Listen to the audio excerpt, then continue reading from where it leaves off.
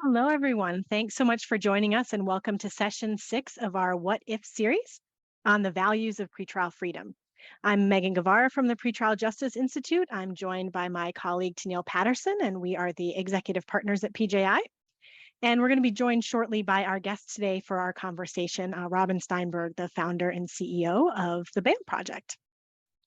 And in our conversation today, we're going to be talking about how our values show up in the current pretrial system and what a vision for a values-based system would look like. And we're also going to be talking about monetary value, where we invest our tax dollars and the impact that those investments are having in our community. And of course, we can't have this conversation without talking about money bond and its role in the ongoing oppression of communities that are already suffering from systemic disinvestment. We have a lot of ground to cover, and we also welcome your questions and comments in the chat box. We've extended this session to 45 minutes, and we'll be keeping an eye on the chat box throughout and pulling some of your questions into the conversation. So please feel free to say hello, tell us where you're from, and we'd love to hear from you today.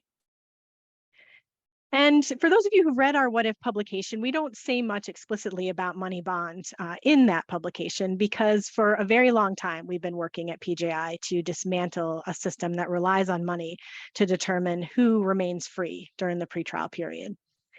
We know that there's no evidence that money bond helps to bring people back to court safely. And we know that there's a lot of evidence that it's a racist practice that contributes to mass incarceration in our country. However, the vast majority of states still rely on money bonds. And in places that have successfully moved away from money, we're seeing a lot of rhetoric about going back to money-based systems and that is the solution for some of the issues related to crime that many communities are facing right now. So we need to go back to that conversation and we need to talk about the harm that money does and the lack of value that it offers to our communities. Yeah, thanks, Megan, for that intro and framing for our conversation today. Welcome, everyone. Again, I'm Tenille Patterson, executive partner with Megan here at the Pretrial Justice Institute. And as you note in the title, the values of pretrial freedom, we're going to talk a lot more about values and how they show up. And speaking of values, while we don't talk a lot about the explicit case against money bond in our What If document. We do speak a lot about values, and we name values such as equity, freedom, the presumption of innocence as ones that are critical to the movement to end mass incarceration. We recognize that we need to interrogate our values, what they are, how they show up, how we manifest and define them within our culture, because that can change everything from our process and policies to what we measure as successful and the metrics to determine success. We'd love to hear from you all in the audience today. I am seeing some faces or some names from previous conversations, so welcome back. We'd love to hear about what values do you manifest and or hold on to or espouse in your work,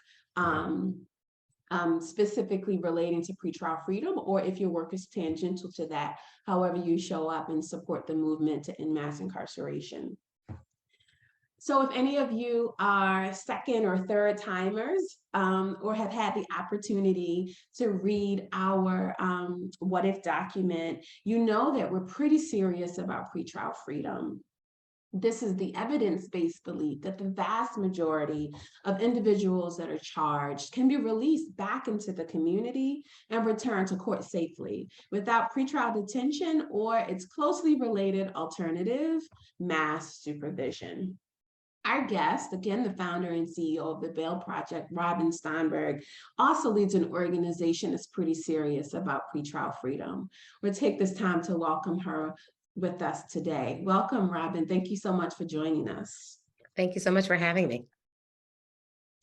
So your mission at the Bail Project is to combat mass incarceration by disrupting the money bail system one person at a time. There are many folks in the audience that are pretty familiar with the issues that are present in our current system and know that money inside of our criminal legal system is ineffective and unfair. But as of today, there's really just one state and the District of Columbia that's functionally eliminated cash bail. So for me, that begs the question, who benefits from pretrial detention? So, that's such an interesting question, I think, because we spend a lot of our time talking about and understanding the harms of pretrial detention to individuals and to entire communities. But the question of who benefits from pretrial incarceration, I think, is a really important question for us to really dive into a little bit. I think that there are obviously people that benefit, but there are systems that benefit as well. And it's one of the reasons that it's so hard to change the pretrial system. Clearly, the cash bail system, the biggest beneficiary is the bail bond industry. That's the most obvious, right? It's a vast network of privately owned companies that collectively make billions of dollars annually by charging desperate family members, a fee to get their loved ones home. If we had no cash bail, then we still would have we could still have pretrial detention, but the bail bond industry would no longer exist or benefit. That said, there are other systems and actors that would continue to benefit from pretrial detention, even if we were to eliminate cash bail and still have pretrial detention. So talking about some of those is important too, right? At the biggest level, I think about the entire criminal legal system benefits from pretrial detention. That's because whether it's with money bail or without money bail, locking people up in jail cells before conviction is the grease that keeps the criminal legal system going. Here's how, right? Holding people in pretrial ensures that the overwhelming majority of people are going to plead guilty, whether they should, whether they did it, whether they didn't do it, whether the government can prove their case or not.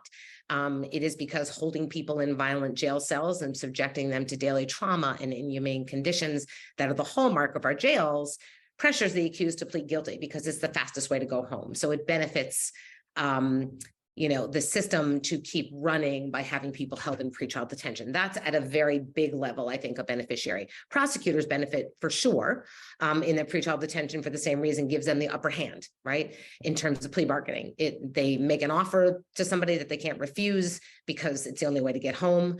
And the result is that 90% of people held in pretrial are going to plead guilty. And so that gives prosecutors their conviction rates and it moves cases through the system. And remember, as much as we don't talk about it very often, prosecutors are also largely under-resourced in the system, like public defenders. So they are also doing what they can do to just move their quote unquote caseloads. I think forgetting that there are human beings attached to those files. But if someone remains in pretrial detention, then they are unable to meaningfully assist in their own defense, and it gives the prosecutors the upper hand in getting that plea. So I think they benefit. Judges benefit for much the same reason. Pretrial detention ensures that they have the leverage to get people to plead guilty, which is the norm. And without that pressure, quite frankly, the system would collapse. If you did not have people held in pretrial detention and everybody was out and able to fight their case from a position of freedom and fight their case with their lawyers by their side, frankly, the system couldn't handle it and the entire thing would collapse, which I'm sure a lot of us on this call would think would be kind of an awesome thing to have happen. But it's why pretrial detention actually benefits judges and prosecutors. Much the way that you talked about in your introduction, mass incarceration is the biggest winner of all, right? Because it is actually pretrial detention that's filling our local jails, all 3,000 of them across the country, with people who haven't been convicted of anything. So if you go into any jurisdiction, you're going to find that local jails are filled, the majority of them are filled with people who are there pretrial. And so if pretrial detention is in large measure responsible for most jail growth in America, and it's responsible for embedding and perpetuating racial disparities, and it's largely responsible for mass incarceration, right? Mass incarceration itself benefits from pretrial detention, and you can't solve one without addressing the use and misuse of pretrial detention. I think we can talk about, who mass incarceration benefits all day long.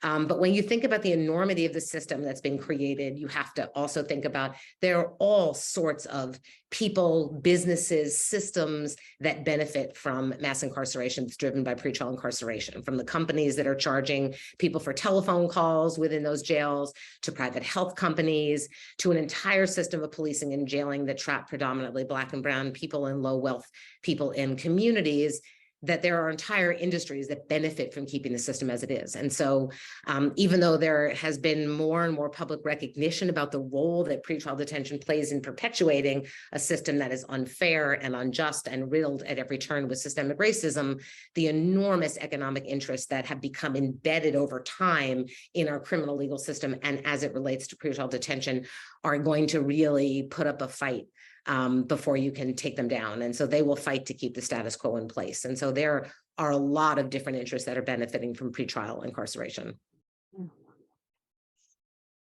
you brought up a lot in there that really speak to the fact that what we are talking about with pretrial justice is really the tip of the iceberg of the prison industrial complex. This is the front door, and when we're able to prevent human beings from being subjected to those systems in the first place, then it has the potential for that chain reaction in terms of disrupting mass incarceration.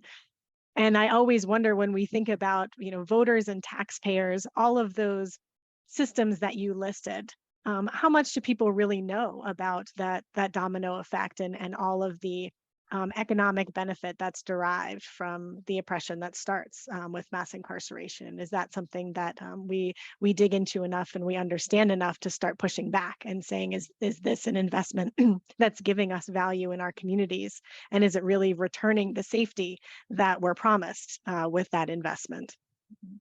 Yeah, so I think that's such a good point. And, and also I think people aren't necessarily aware of all the sort of vested interests. I like to point out that the biggest employer in America next to Walmart is the criminal legal system, right? So there are a lot of vested interests in keeping the system at the size it is. And of course, the costs of that, not the benefits of that, but the costs of that are borne on the backs of Black and brown communities and low-income communities across America who suffer the immediate scars of pretrial incarceration. But that said, there's enormous cost to the taxpayers too, right? Like states and localities are spending $40 million a day jailing people pretrial, which is about $14 billion annually. And when I think about that number, and we think about that number, it's important to remind people, particularly in economic moments like now, where there's a lot of insecurity and inflation is rising and people are concerned about the economic, viability of their communities and jurisdictions. It's to remember that $14 billion we're spending every year could be used to provide childcare for almost 1 million children, provide housing for nearly every unhoused person, and provide free public transportation, to name just a few ways we could better use that money. So it's important, I think, to talk about who benefits, but also where the cost is really falling. Absolutely. Yeah, and in mentioning that, Robin, it's also a good reminder that we also know what are the factors that can support people with not getting involved in the criminal legal system, since many crimes are connected to poverty or connected to being under-resourced. And so if we took those same dollars and invested them in community in a way that resourced its residents, then you're also supporting preventing folks getting caught up in the system from that angle as well. I also wanted to just tap into, there's a lot of things you said that really connects with the notion of values. We'll come back to this over and over again, but even when you talk about under-resourced prosecutors, right, it begs the question, how do we even value the individuals that are in the system that could essentially focus on doing the work versus trying to keep a cog going, and acknowledging that for those that have roles within the system, that even they aren't resourced very well to be able to do it in a way where we can espouse and live the values of equity and freedom. That's a great point, Tenille. And Robin, you mentioned early on the bail bonds industry as being someone who directly financially benefits from all of this.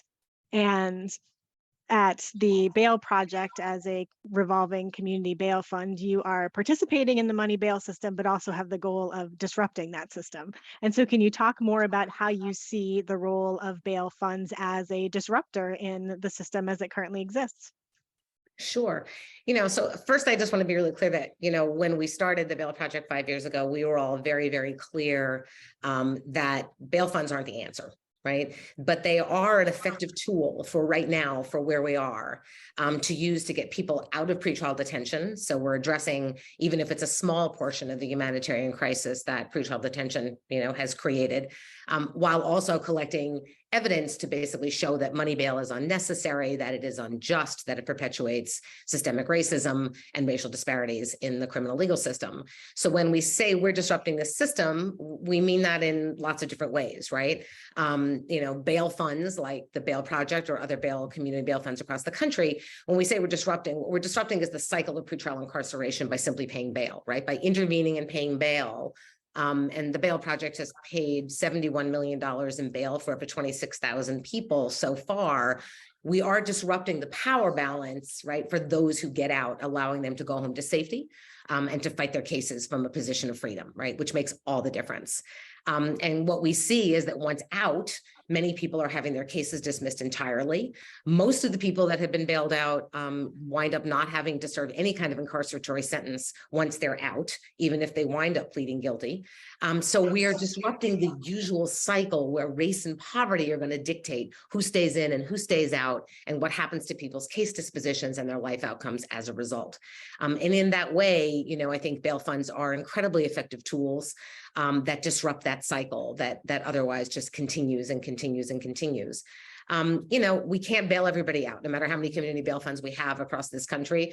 And certainly the Bail Project can't bail everybody out in every city and every location. So the work at the end of the day is really to reduce reliance on cash bail, if not eliminate it entirely, and to try to really work at the policy level to end unnecessary pretrial detention. And that is another form of disruption, right? Which is working to end the current system.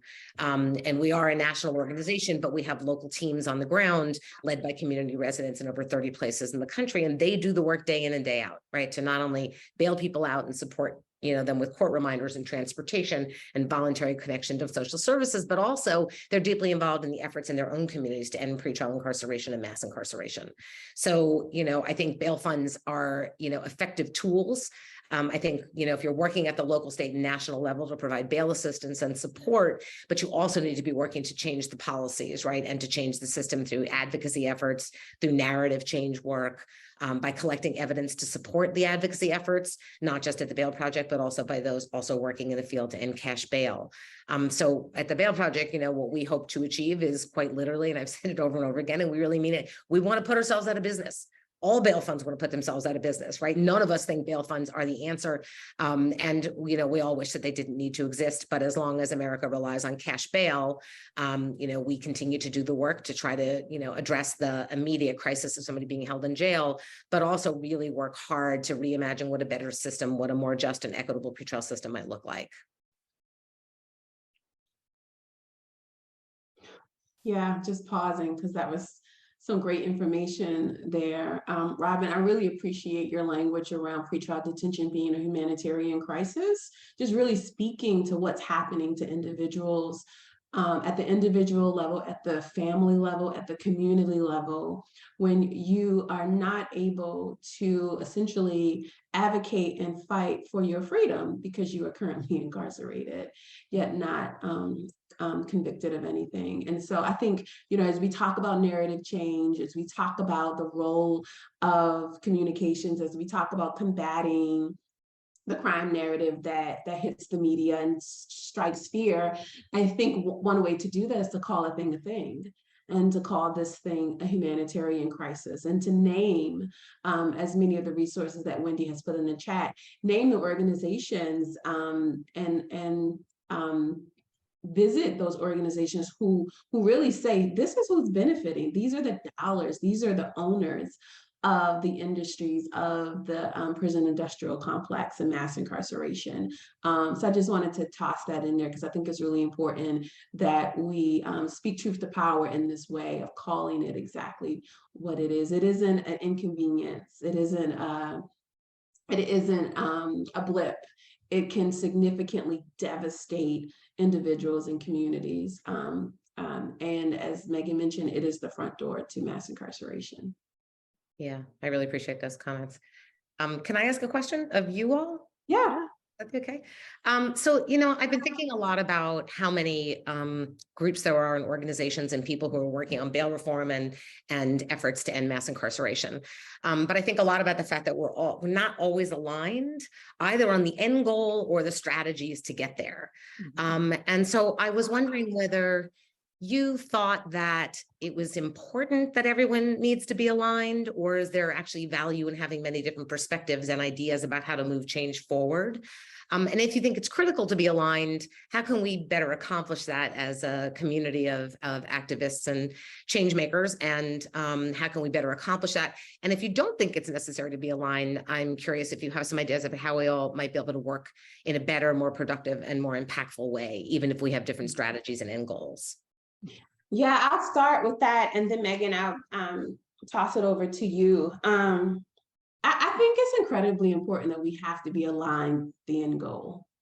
We have to be clear that the goal is to end mass incarceration through decarceral efforts. Otherwise, what will happen is we will continue to have decisions, policies, practices that are made that don't actually move us closer to ending mass incarceration, that don't actually decarcerate. I think something you mentioned earlier about all community bail funds knowing that you're a tool is a good example of understanding what's my place in the movement, but ultimately the larger thing at hand is to eliminate cash bail altogether. So we're going to use this tool to immediately impact people whose lives are impacted every single day, but we know what our larger goal is. I think that's necessary in the movement to end mass incarceration. I think the strategies to get there can and should be different. Every community is different and have a different set of needs. You know, we talk about equity and justice, but acknowledging that that what equity looks like in certain communities is different than other communities, and we really need to meet the needs, the specific needs of that community. And then I think the tricky thing about the alignment around the end goal is being really clear that not everybody has the same end goal. And we talked a lot about in the beginning of this conversation about who benefits from pretrial detention. And I think, again, naming that and being really clear that there are systems in place that are contingent on pretrial detention existing, and the reality that those systems are not going to act against their best interests, I think is really, really important. And so I think that even though some systems, some folks may be part of the reform, that doesn't mean that the end goals are the same. So I think it's important to identify what the end goal is, and folks being explicit about that. And I definitely agree with that, Tenille, and will add that you mentioned having diversity in strategies, and I think that's really essential to this, because communities should be able to pick the solutions that will work best for them. And what we as national organizations should be offering are the opportunity to talk about a lot of different strategies, to be able to interrogate them, to be able to raise up things that are being done in local communities in different parts of the country, and to serve as connective tissue for those conversations. And we've seen the damage that it's done in the past to our movement when we try to be reductionist and we try to say, like, oh, here's the one solution. You know, if we get rid of cash bail and we replace that with risk-based systems, then there we go. We've got something that works. And we end up with a lot of unintended consequences. And then when communities that have unique needs don't see themselves in the solutions that we're presenting, then we're not able to be helpful. So my question is, how do we create space for those conversations at the national level where we can share both the different strategies, our values, and what are the different pathways we see to getting to that end goal? And then how can we create space for those conversations to happen locally so that community members have some collective power to be able to say to the folks in the system, this is what we want to see. And one of the questions that we got in the chat box was about what can we do locally, you know, while we're waiting for state reform to happen. And Robin, you mentioned that, you know, this is an ecosystem. We need to be working together around what is our national strategy, what is our state strategy, and what is our local strategy. And even in places that have pretty stringent state statutes, there usually is still a lot of flexibility. And, you know, that's that old saying, you know, that what is it, you know, culture eats policy for breakfast, that the culture that's established in local court systems makes a huge difference in whether monetary bonds are used, what kinds of bonds amounts are being used, whether folks are comfortable using a community bond fund or whether there's still a default back to commercial bail bondsmen, and then whether there's alternatives that are being developed in the community, and whether people are able to think creatively about the solutions for how can we keep people safely in the community without there needing to be formal intervention by the system. And the creativity that we see from local communities and the diversity of those ideas, I think, is more what we need rather than trying to come up with one national answer to the question. Yeah, such an important point, Megan. And I was thinking that one of the things I think that bail funds actually can contribute to culture change, because I agree with you, in the courthouses, you can have other statutes and legislation you have, but in the courthouses themselves, it's the culture of what's happening, particularly the judiciary, that continues to drive it, right? So like, judges with experience are training young judges who sit on the bench with them, and they learn the same bad habits and the same culture continues. I think bail funds have this opportunity if they're able to, and it depends on the jurisdiction and the willingness of the systems actors. But when you begin to bail people out who otherwise would have been held in pretrial, when you share some of those stories and data and information with judges, and you sort of can, in this very, very direct way, sort of say, this person would have been held in jail based on the bail you set. We bailed them out. Here's why this was successful. The person came back to every court appearance. The case disposition didn't involve any incarceration. I think you begin to also move the culture somewhat, right? If you have the opportunity to actually share that information with judges, and get them out from under the sort of narrative of fear that they operate under, which is, what if I let somebody out and something bad happens? And so I think that's another important tool in terms of moving culture. You're going to have to move the judges. You're going to have to move the prosecutors. And I think we're only going to do that in some ways by example. And that's where bail funds can really step in and really provide some powerful narratives and examples to the judiciary and to the prosecutors about why constantly setting unaffordable cash bail does more harm than good. And I'd like to explore that fear thread a little bit more, because we've had a few questions that have come up in the chat box related to that, about the fear narrative that we're seeing. We had a question about, like, what about people who are, in the language that was used in the question, are violent offenders? What about people who are charged with violent crime?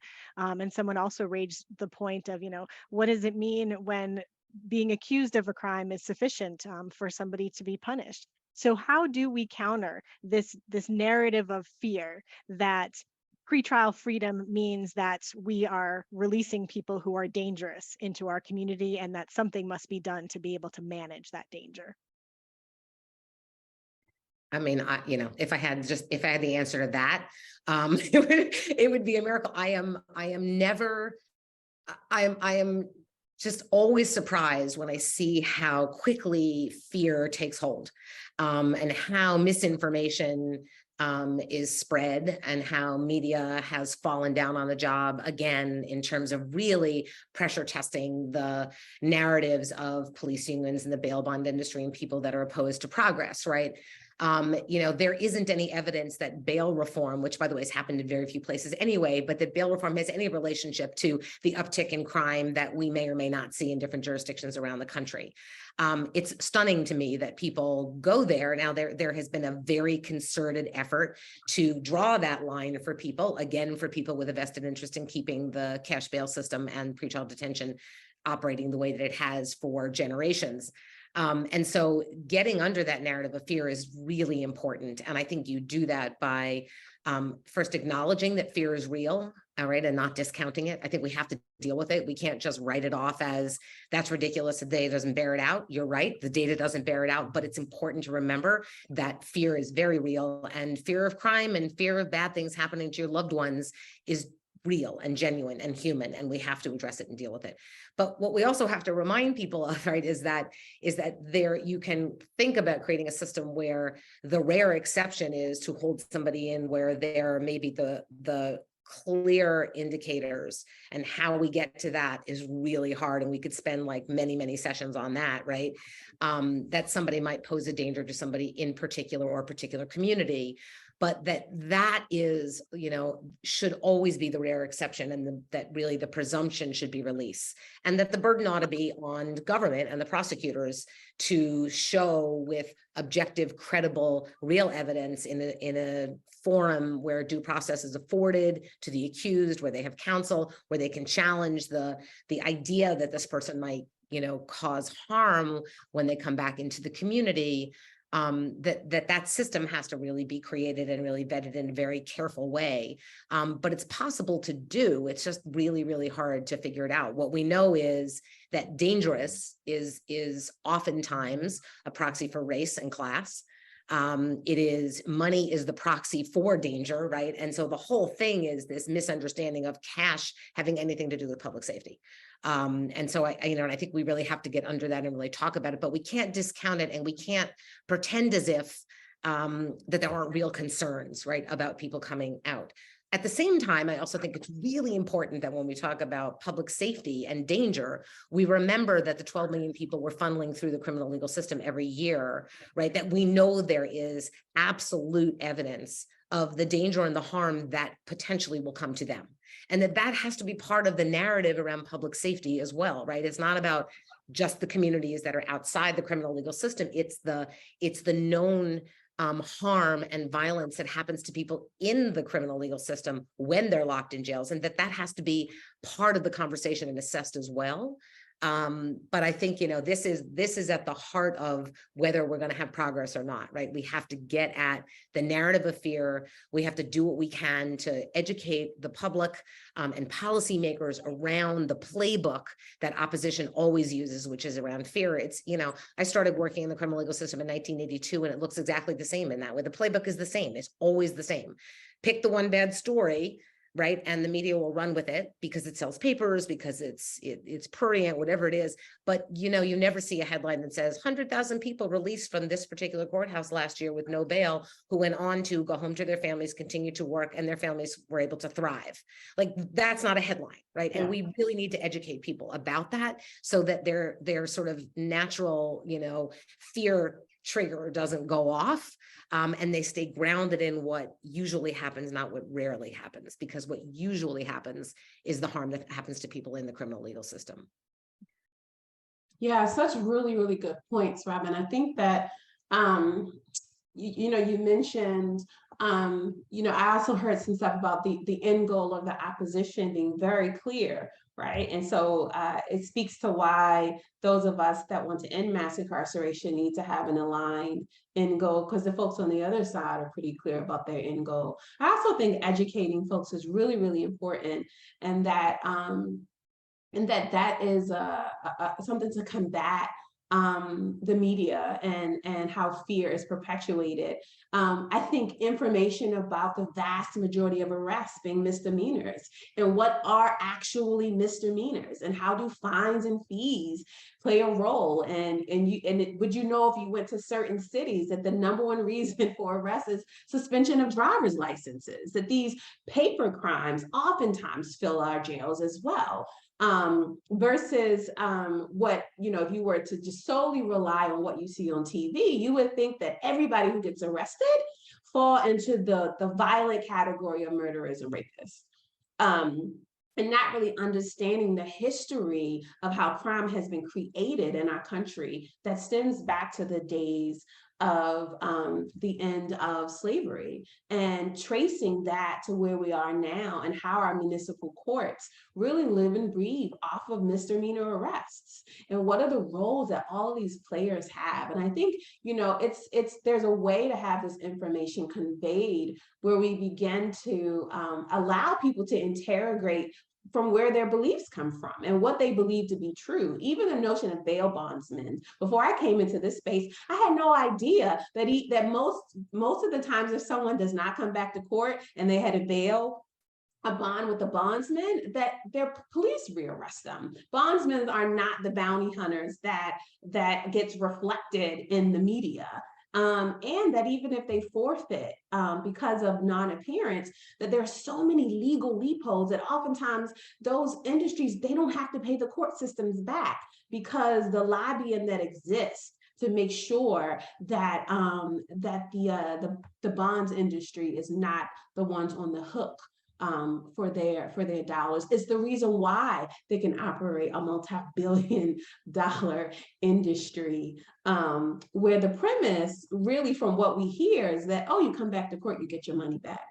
But clearly there wouldn't be money in the system if that was what was happening. And so I think that even those things that we've come to just naturally accept because it's what we see, it's what TV has shown us, what the crime shows reflect, it's what the narrative is in the media, that many of us that live here have no idea just the level of egregiousness that is embedded in our criminal legal system and how much money is in it that really funds many different interests, and not those that are just can be directly tied to the criminal legal system, but other tangential interests as well.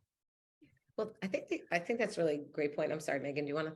No, go ahead, Robin. Well, I was going to say the other thing that, we see and we've seen particularly over the past year is, when somebody gets out of jail and causes harm in the community and they've been bailed out by a bail fund, there is a rising chorus of, end bail funds, right? Legislate them out of existence, end them.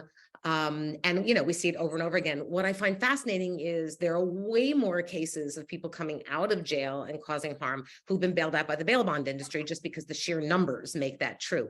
And you don't hear a rising chorus of end the bail bond industry, which would be kind of lovely if we did. But it's about who has power and who's feeding the stories to the media and how much the media is falling prey, I think, to the same kind of misinformation, because it always fascinates me that when it happens and it's somebody that a bail fund bailed out, there is an immediate cry to end all bail funds, but nobody ever says, and let's end, the American bail bond industry and really recreate a different system, because money doesn't buy safety. And that is just one of the ways that that there are connections to power that have great influence over what the media reports and when they report it, and how legislators, will grab onto a bail fund where something has happened that way, but not to the bail bond industry, and don't hold them accountable for the exact same course of what happens. Absolutely. Yeah, that incredible comfort with the status quo, that goes back to our entrenched white supremacy culture and, our comfort with the system as it currently operates. And we've brought up, and I think it was Robin that you mentioned it, like, these solutions are hard and they're messy and they take a long time. And we have to be willing to make the investment of that time. And the question I always ask myself when I read those stories is both what are the interventions that are available to us right now when we're at this moment of crisis, but also what could have been done 10 years ago, 20 years ago? What are those other interventions that Tenille mentioned earlier that we could be investing in our communities that would have changed the trajectory of someone's life and meant that we don't have to make this decision right now about what to do with somebody that we have a legitimate concern about the danger to the community, and then also have to have that concern about the danger to that person if they're incarcerated. And if we're always looking for the immediate solution, we're never going to be able to solve those problems. We have to be willing to say, what is the change in the investment we want to make? And what does it mean to do something different for children and families right now that mean that the conversations we have about crime can be very different a generation from now? Absolutely. And I think it goes back to, what do we believe about people? What do we in our hearts believe about people? Because even in the midst of our fear, it's typically wrapped in a belief we have about people, right? And however we've othered those people and whatever categories we put them in. And so, when we talk about what we all can do, some of the work is our own interpersonal work around what are the conversations we are having with our families, with our children, with our colleagues, with people who share space with us about what do you have to believe about people to allow a system like this to perpetuate? And how do those beliefs get triggered in narratives, in communications? And then where are opportunities for us to hold ourselves accountable to that and really do the work to release that, I think is also important as well, because I think that I think, Robin, you may have mentioned earlier that while these are systems, there are people in the system, both on the inside of the system, and both those are impacted by the system. And when we talk about communities, that often is an almost immediately filtered word And when we talk about safety, the same thing. But what happens if we overlay community and safety as these large visions of opportunities for reimagining, and we redefine what community actually is? Because even as a person was not in agreement with the criminal legal system, my heart also hurts for the individuals that are the system actors that have to operate in spaces that are harming people too. Like, what does that do to those individuals that are working there as well? And we've talked about safety in other conversations, and even in terms of folks that are working in jails and prisons, and what they bring back to their communities too, as being a part of the system. So the system harms everybody. And I think when we think about safety, we think about community, we think of those things as values. We think about equity and justice. They really have to be overarching, comprehensive values where we include everybody as a beneficiary of those things. Yeah, so such a great point, Tenille. I also was thinking that when we talk about values, you know, one of the democratic values we hold out there is that we believe in the presumption of innocence, and reconciling pretrial detention before you've been convicted of anything and incarcerating somebody before you've been convicted of anything is hard to reconcile with the presumption of innocence. And I think, you know, I'm always surprised at how many people, when I go across the country talking about bail and bail reform, how many people forget that bail gets set before anybody's been convicted of a crime. And when you remind them of that, people sort of step back and say, oh yeah, that's right. And that's really complicated to figure out how we reconcile holding anybody in jail when you're presumed innocent. And what that system would look like, where we're honoring a value of, you know, something that I think most Americans believe in, which is the presumption of innocence until government can prove that you've committed a crime. And so we need to continue to remind people about that very basic value that should be, you know, inherent in our criminal legal system, along with equal justice under the law, of course.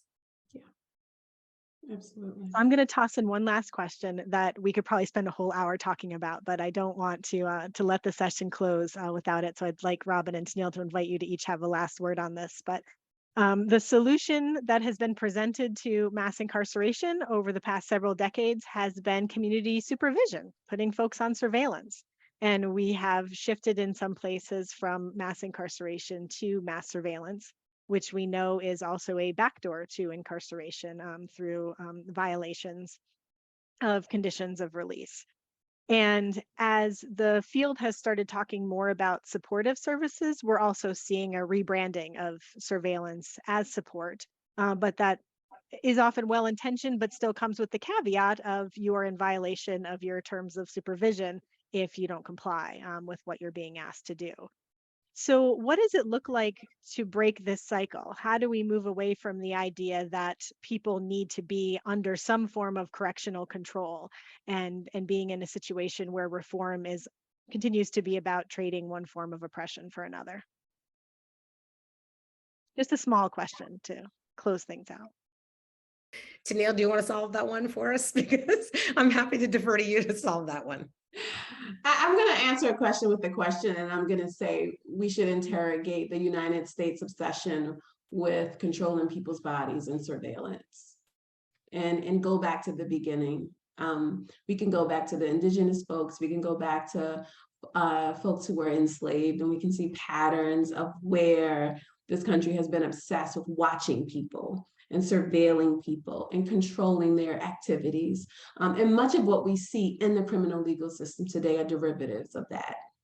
Derivatives of what does it look like when everyday human behavior is criminalized, controlled, and surveilled. And is that the world that we want to live in? And that, let's call a thing a thing. Surveillance is oppressive too. It is not a lesser evil than incarceration and the impact that it can have on communities, on individuals. And so I think we have to be really careful where folks who are not impacted get to say what's better or worse for folks. So yeah, we're at time. We're at time, and And this has been an amazing conversation. And even at 45 minutes, we feel like we ran to the end. There were tons of questions in the chat, and we know we were not necessarily able to get to all of them. If there's something pressing that you would love to send to us, please do. I think Wendy can put our contact information in the chat, but we're also going to send out a reminder email with the recording of this event, and so that you can discuss it with your colleagues. We invite you to follow both PJI and the Bail Project on social media. And of course, today is Giving Tuesday, which whole conception was really about reimagining what does generosity look like? And when we share humanity, what does that look like in our ability to support? And so as you all go back today to your lives and to your work, we hope you'll consider what is one thing or one more thing you can do that will support changing the conversation around pretrial justice in your community. So again, we thank everybody for attending. We have another event on December 13th, where we ask the question, what if police closed the door to mass incarceration? You can register for that via the link as well. And we look forward to seeing you in 2 weeks. Thanks, everyone. Thank you. Thanks, Robin. Thanks, Tenille. Thank you. Take care, everyone.